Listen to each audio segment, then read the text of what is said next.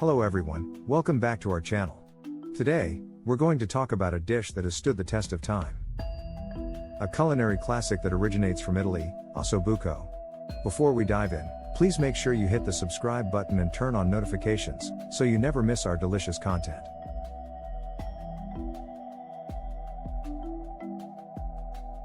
Now, many of you may know ossobuco as a traditional Milanese dish, a braised veal shank, slow cooked to perfection. But what you might not know are the intriguing stories and facts that make this dish so special.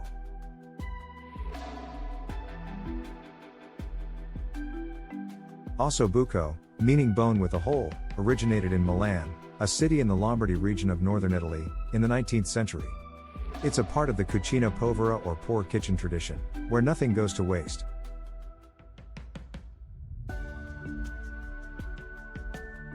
The marrow in the bone, typically thrown away in other dishes, is a key highlight of ossobuco.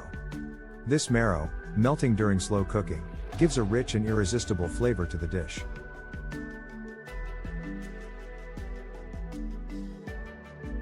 The traditional version of ossobuco doesn't actually include tomatoes, which might be surprising to some. Tomatoes were only introduced in the ossobuco alla Milanese version in the 20th century. Ossobuco.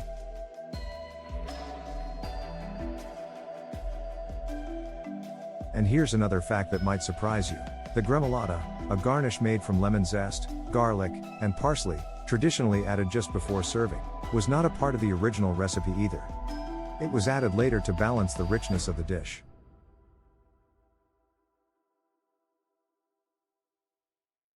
But no matter the variations or evolution of the recipe, one thing remains consistent.